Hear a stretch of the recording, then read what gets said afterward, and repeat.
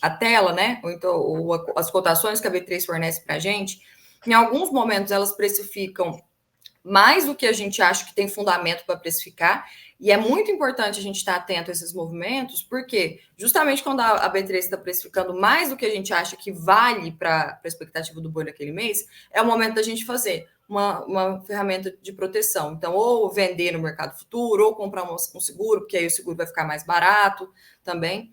Então, é nesses momentos que a gente tem que estar atento e entrar. Mas, por outro lado, em alguns momentos também, a B3 ela cai menos, na verdade, cai mais do que a gente acha que tem fundamento de mercado.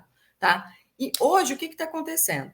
A Bolsa desvalorizou bem mais que o físico, então a gente está com o físico, o mercado físico, digamos, sustentado. Tá? A gente está com uma pressão baixista rodando, a gente já viu, principalmente depois do dia 15 para cá, o mercado apresentar uma queda aí. A gente pega na Praça de São Paulo, por exemplo, foi uma queda na casa de 1,5% do dia 15 até então. Então, a segunda quinzena do mês, a gente já sabe que é uma quinzena mais chata, porque o consumo do mercado doméstico ele cai, a população perde um pouco seu poder de compra. O janeiro já é um mês bem difícil para a gente, porque o pessoal veio de um dezembro com muitos gastos, aí de festividade de final de ano e tudo. E aí, ainda em janeiro, a gente tem PVA, IPTU, matrícula escolar, material escolar. Então, o pessoal já está com, a população brasileira no geral já está com muitos gastos ali, com seu dinheiro comprometido, isso acaba influenciando no consumo de carne bovina. Então, a gente já tinha uma expectativa que, principalmente essa segunda quinzena aqui de janeiro, ia ser com o mercado mais chateado, e realmente ela está se consolidando, mas o futuro, o mercado futuro, ele está batendo muito mais do que o físico. Então, a gente está vendo uma queda aí de R$ 5 no físico, em algumas praças até um pouquinho mais do que isso, enquanto no futuro a gente viu, por exemplo, o contrato de maio bater R$ 251, contrato de maio que eu falo, pessoal, a expectativa que a Bolsa tem para o preço do boi em maio. Então, a Bolsa tem expectativa para o preço do boi em diversos meses. Se você for entrar lá, vai ter preço do boi para janeiro, fevereiro, março, abril, e todos os meses do ano tem, tá? Então, qual que é a expectativa que o mercado tem que vai estar o preço do boi para maio? Essa expectativa ela já chegou a bater R$ 251.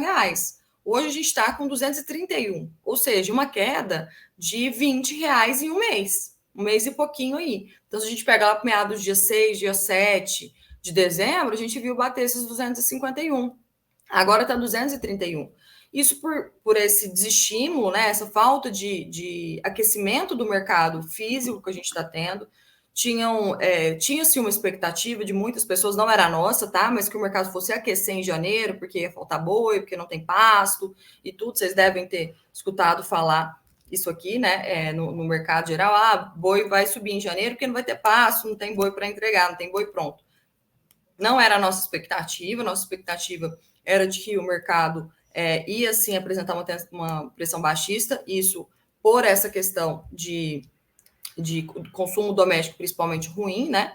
E realmente ele tá mais assim. Então, hoje o que a gente vê é que tem fundamento para um boi de 230 em maio, por exemplo, em maio, abril, 261? Tem. Na nossa opinião, o boi em maio pode chegar sim a 230. Por que isso está acontecendo agora? Porque o pessoal ficou desanimado, achando que o boi ia subir agora em janeiro, porque não ia ter boi para bater, e viu que o boi não tem força para subir. Então, basicamente é isso. A gente acredita que seja um fundamento sólido, consistente? Sim. Eu acredito sim que é uma tendência. Mas eu acredito que a Bolsa, daqui até maio, por exemplo, estou falando do contrato de maio, porque referencia a safra aqui para nós, né? Uhum. Eu acredito que daqui até lá a gente vai ver momentos que o boi vai dar um repique para cima de novo. Então, entrando fevereiro, por exemplo, o mercado já vai dar uma aquecida, eu acredito que o boi vai dar aquele repiquezinho para cima, a bolsa vai começar a aquecer novamente. Então, daqui até lá, eu acredito que vão ter momentos melhores para a gente fazer essas travas, apesar de ser uma tendência, sim, de mercado, uma tendência sólida aí, como nosso amigo perguntou. E como que essas movimentações climáticas, esses imprevistos climáticos, igual aconteceu esse ano no caso do El Niño, como que eles podem ter impacto nessa questão da oferta e demanda e a movimentação do preço do boi no decorrer do ano? Porque esse ano foi um ano completamente atípico, né, para o preço. E impactou no preço não só isso, mas tivemos outros fatores que impactaram também. mas eu acredito que o El Ninho aí foi bem o estraga-prazer desse ano aí. Com certeza. O El Ninho, né? Não só o El Ninho, o Laninha também, várias situações climáticas, qualquer anomalia climática, né? Então, problema climático que a gente tem afeta primeiramente na agricultura, então a gente sente isso mais claro na agricultura, porque afeta a janela de plantio, janela de colheita, desempenho da safra, etc. E às vezes a gente esquece um pouquinho da pecuária, mas esse impacto na pecuária ele é claro e nítido, e aqui todos os pecuaristas que estão nos ouvindo eles vão poder falar muito bem, né? As chuvas atrasaram aí, foi firmar em grande parte do Brasil. Acho que Rondônia ainda está um pouquinho melhor, tipo, porque é um estado abençoado de chuva, né? Mas você pega principalmente Brasil Central, aqui Goiás, Minas, nossa, assim, pessoas sofrendo bastante. Mato Grosso também, sofrendo muito. Nós tivemos uma seca considerável aqui também. Nós tivemos, por exemplo, na minha propriedade, veio chover final de novembro só. Lógico, foi antes do que muitos lugares no Brasil, né? Mas mesmo assim, nós estamos acostumados aqui com chuva final de setembro. Né? Outubro a gente já começa a estação de reprodução aqui. Então é uma movimentação muito diferente. Isso atrasou muito a nossa TIP. Teve muito capim rapado. E, por exemplo, aqui na minha propriedade, capim rapou, só que eu tenho uma base e uma estrutura de adubação muito bacana que me permitiu uma recuperação rápida. Mas produtor que não tem planejamento, produtor que não tem essa base de forra de cultura no período das águas anterior para permitir uma seca que abaixa só até a reserva do capim para depois recuperar rápido, o capim vai rapar e ele não vai ter base de raiz para isso, e o capim não volta. Aí ele fica, ó, demora, vem praga por cima e vira aquele auê danado. Então, planejamento nas safras anteriores ajuda o produtor a se planejar melhor para o que vai ocorrer para o restante do ano aí. E o Acre, que é um estado que geralmente não seca, esse ano teve seca lá. Olha Então, isso. assim, você viu tanto que o povo se assustou com esse El Ninho. Com certeza. E assim, eu estratifico assim, os efeitos do El Ninho, né? Em 3 pontos principais. Então, em um primeiro momento, a gente tem o atraso da entrega de animais, que é o que a gente está vendo agora em janeiro, por exemplo. Era para a gente estar vendo um abate muito mais numeroso, uma oferta de animais muito maior se a situação climática tivesse ok, tivesse tudo certo. Porque você demorou aí, a chuva que era para vir em final de setembro, como você comentou, ela veio final de novembro.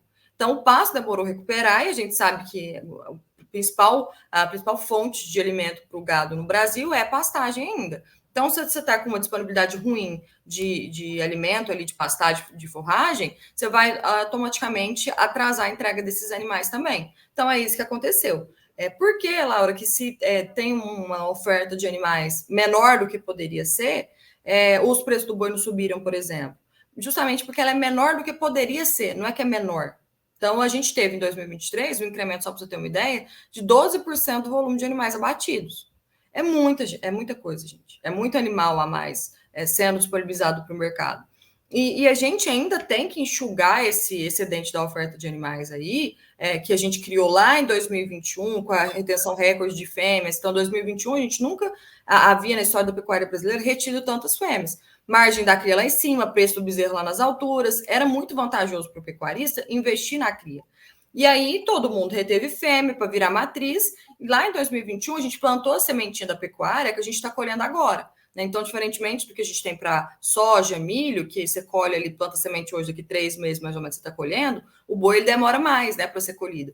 Então, lá em 2021 a gente plantou a semente do excedente produtivo que a gente está colhendo agora. Então, nesse primeiro momento, a gente tem esse efeito realmente de atraso da entrega dos animais, que seria justamente agora em janeiro, né? Então, dezembro, janeiro e tudo.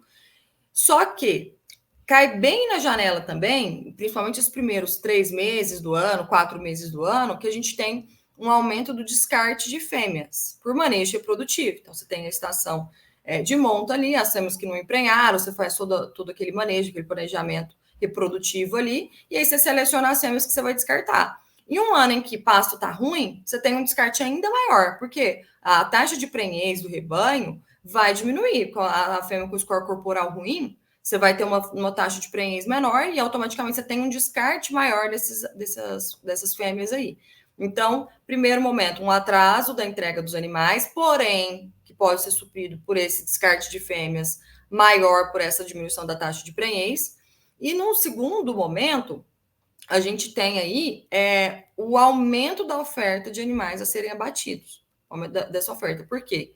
Se a gente pega ali um pasto que está com uma condição ruim, que sofreu ali, que demorou as chuvas chegarem, tudo, você vai pegar na boca da seca, a hora que você vai fazer o planejamento ali, aí você pode falar até melhor do que eu, né, Neto? Mas a hora que você vai entrar na boca da seca, o pasto ele já vai chegar mais debilitado do que se ele não tivesse passado por esse desafio climático lá atrás. Então, na hora que você chega ali em abril, maio, junho, que o pecuarista tem que fazer o planejamento ali para tirar esses animais da propriedade, ele vai ter que diminuir a sua taxa de lotação. Então, um passo que se estivesse bom, né, se estivesse tudo certinho, com chuvas boas e tudo, você caberia X taxa de lotação, você vai ter que diminuir essa taxa de lotação. E aí que a gente vai ter um efeito secundário de aumento da oferta dos animais. Então, primeiro, a gente tem uma diminuição da oferta dos animais, e, num segundo momento, o aumento da oferta desses animais por necessidade do pecuarista de diminuir essa taxa de lotação da fazenda para passar o período seco ali. E aí o terceiro momento, que é o quê? Deu problema climático, deu quebra de safra, custo de nutrição vai lá em cima. Custo de nutrição alto, você já vai ter um efeito agora na entre-safra.